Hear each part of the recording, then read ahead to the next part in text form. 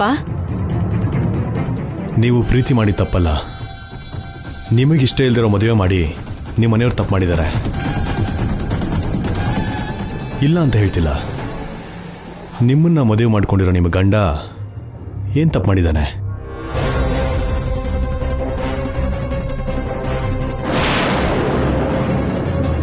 ಮದುವೆಗೂ ಮುಂಚೆ ನಿಮ್ಮ ಜೀವನದಲ್ಲಿ ಇನ್ನೊಬ್ರು ಇದ್ದಾರೆ ಅಂತ ನೀವವ್ರ ಹತ್ರ ಹೇಳಿದ್ರಾ? ನಿಮ್ಮವರು ಬಲವಂತವಾಗಿ ಮದುವೆ ಮಾಡಿದ್ರು ಅಂತ ನೀವು ಮೌನವಾಗಿ ತಾಳಿ ಕಟ್ಟಿಸ್ಕೊಂಡ್ರೆ ಹೇಗೆ?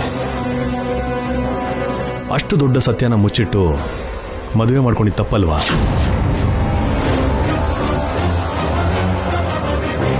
ಹೇಗಾದ್ರೂ ಸರಿ ನಿಮಗೆ ಅರೇಂಜ್ ಮ್ಯಾರೇಜ್ ಮಾಡಲೇಬೇಕು ಅಂತ ನಿಮ್ಮನೆ ಹಿರಿಯರು ಸತ್ಯನ ಮುಚ್ಚಿಟ್ಟಿರ್ಬೋದು.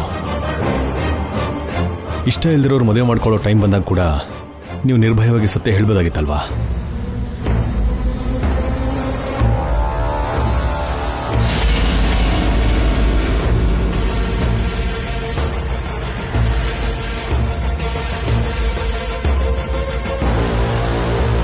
ಅವ್ರ ಮನೆಯವರು ಸತ್ಯ ಹೇಳ್ಬಾರ್ದು ಅಂತ ಹೆದರ್ಸಿದ್ರೋ ಏನೋ.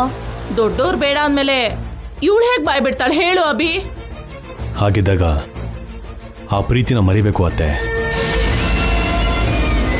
ಮತ್ತೆ ಲವರ್ ಹತ್ರ ಮಾತಾಡ್ತಾ ಗಂಡಂಗೆ ಮೋಸ ಮಾಡಬಾರ್ದು.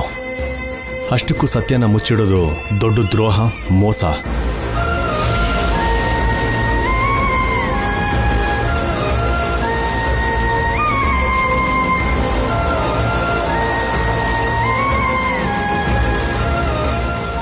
ಬೇರೆಯವ್ರನ್ನ ಪ್ರೀತಿಸಿ ಇನ್ನೊಬ್ಬರ ಜೊತೆ ಮದುವೆ ಫಿಕ್ಸ್ ಆದಾಗ ಮದುವೆ ಆಗೋನ್ಗೆ ಹಿಂಸೆ ಮಾಡಬಾರ್ದು. ಇಲ್ಲ, ಮದುವೆ ಮಾಡಿಕೊಂಡು ಲವರ್ ಜೊತೆ ಸೇರಿ ಗಂಡನ್ನೇ ಸಾಯಿಸೋದು ದೊಡ್ಡ ಅಪರಾಧ.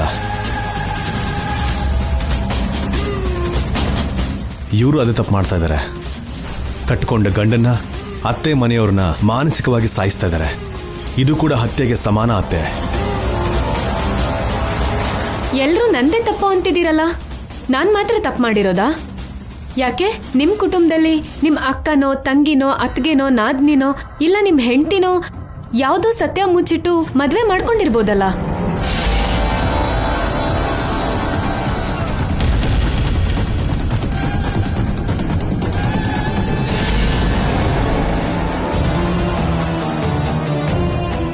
ಆ ಥರ ನಮ್ಮ ಮನೇಲಿ ನಡೆದೇ ಇಲ್ಲ. ಯಾರೂ ಕೂಡ ಸತ್ಯನ ಮುಚ್ಚಿಟ್ಟು ಮದುವೆ ಮಾಡ್ಕೊಂಡಿಲ್ಲ.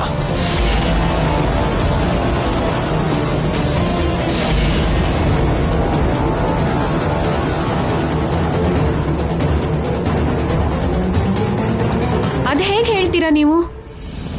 ಆ ಸತ್ಯ ಹೊರಗೆ ಬಂದ್ಮೇಲೆ ತಾನೇ ಗೊತ್ತಾಗೋದು. ಆಗೇನ್ ಮಾಡ್ತೀರಾ?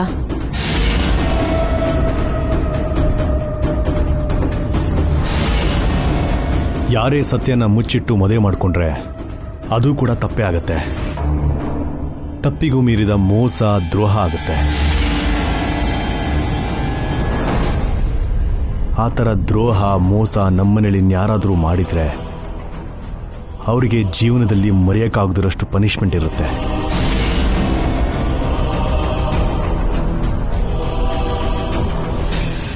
ನೋಡಮ್ಮ, ಲೈಫಲ್ಲಿ ನಾವು ಅನ್ಕೊಂಡಿರೋ ಥರ ಯಾವುದೂ ಆಗಲ್ಲ.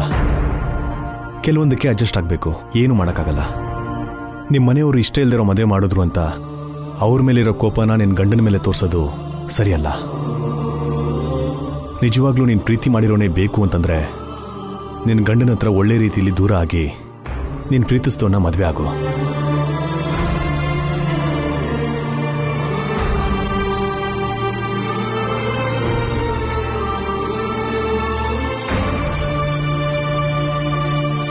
ಇಲ್ಲ, ನೀನು ಗಂಡನೇ ಬೇಕು ಅಂದರೆ ನೀನು ಪ್ರೀತಿಸ್ತೋನ್ನ ಮರ್ತೋಗು.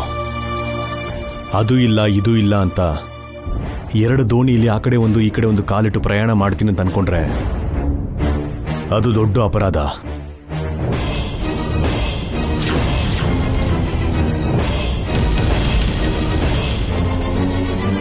ನೀನು ಹಾಕಬೇಕು ಅಂತಿರೋ ಮನೆ ಕಿರ್ಕುಳದ ಕೇಸ್ ಕೂಡ ಅಷ್ಟೇನು ಈಸಿ ಅಲ್ಲ. ಕೋರ್ಟು ನೀನು ಹೇಳಿದ್ದೆ ನಂಬಲ್ಲ. ನೀನು ಮಾಡಿರೋ ತಪ್ಪನ್ನು ಕೂಡ ಕೇಳುತ್ತೆ. ಹೆಣ್ಣು ಮಗು ಅಲ್ವಾ, ನನ್ನ ಪರವಾಗಿ ತೀರ್ಪು ಇರುತ್ತೆ ಅನ್ಕೊಳಕ್ಕೆ ಹೋಗ್ಬೇಡ. ಕೆಟ್ಟ ಗಂಡನ ವ್ಯಕ್ತಿತ್ವ ಕೂಡ ಈ ಸಮಾಜ ಗೌರವಿಸುತ್ತೆ. ಅನವಶ್ಯಕವಾಗಿ ನಿಮ್ಮ ಎರಡೂ ಮನೆ ಮರ್ಯಾದೆ ಕಳ್ಕೊಳಕ್ಕೆ ಹೋಗ್ಬೇಡಿ.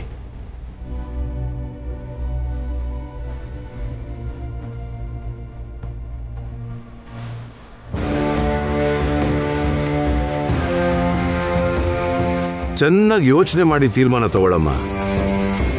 ಆಲ್ರೆಡಿ ಮದುವೆ ಆಗಿರೋ ನಿನ್ನನ್ನ ಎರಡನೇ ಮದುವೆ ಮಾಡ್ಕೊಳ್ಳೋಕೆ ನೀನು ಪ್ರೀತಿಸಿರೋನು ಸಿದ್ಧವಾಗಿದ್ದಾನೋ ಇಲ್ವೋ ತಿಳ್ಕೊ.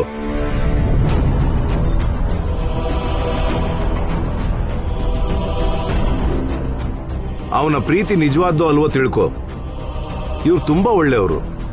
ಇವ್ರ ಕುಟುಂಬದಲ್ಲಿ ನಿನ್ ಜೀವನ ಹಾಯಾಗಿರುತ್ತೆ. ಸುಮ್ಮನೆ ನಿನ್ ಜೀವನನ ಹಾಳು ಮಾಡ್ಕೋಬೇಡ. ಈ ಕುಟುಂಬದಲ್ಲಿ ನೀನು ನೆಮ್ಮದಿಯಾಗಿರ್ತೀಯಮ್ಮ.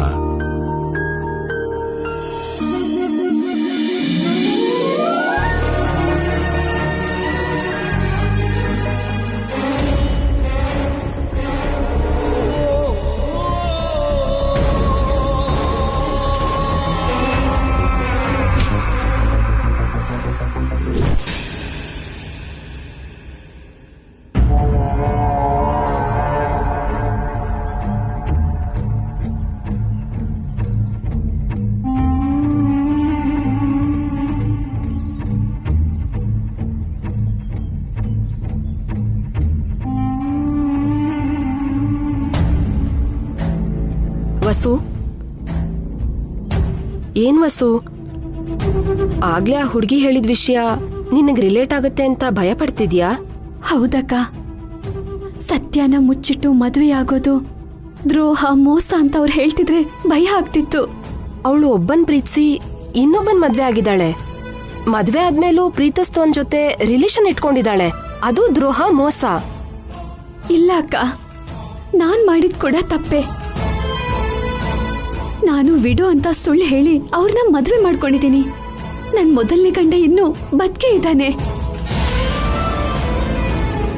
ಆದ್ರೆ ಅವ್ರ ಜೊತೆ ನಿನಗ್ ಯಾವ ಸಂಬಂಧನೂ ಇಲ್ಲ ಅಲ್ವಾ ವಸು? ನೀವು ಡಿವೋರ್ಸ್ ತಗೊಂಡು ಬೇರೆ ಬೇರೆ ಆಗಿದ್ದೀರಾ ಅಲ್ವಾ? ಸತ್ಯನೇ ಅಕ್ಕ. ಆದ್ರೆ ಅತ್ತೆ ಏನ್ ಹೇಳಿದ್ದು, ಒಬ್ಬ ವಿದ್ವಿನ್ ಬೇಕಾದ್ರೆ ಸೊಸೆಯಾಗಿ ತಗೋತೀನಿ, ಆದ್ರೆ ಡಿವೋರ್ಸ್ ತಗೊಂಡವ್ರನ್ನ ಸೊಸೆಯಾಗಿ ಸ್ವೀಕರಿಸಲ್ಲ ಅಂತ ಹೇಳಿದ್ರಲ್ವಾ? ಆದ್ರೆ ನಾನು ನಿಜಾನ ಮುಚ್ಚಿಟ್ಟು ಮದ್ವೆ ಮಾಡ್ಕೊಂಡಲ್ಲ ಅಕ್ಕ.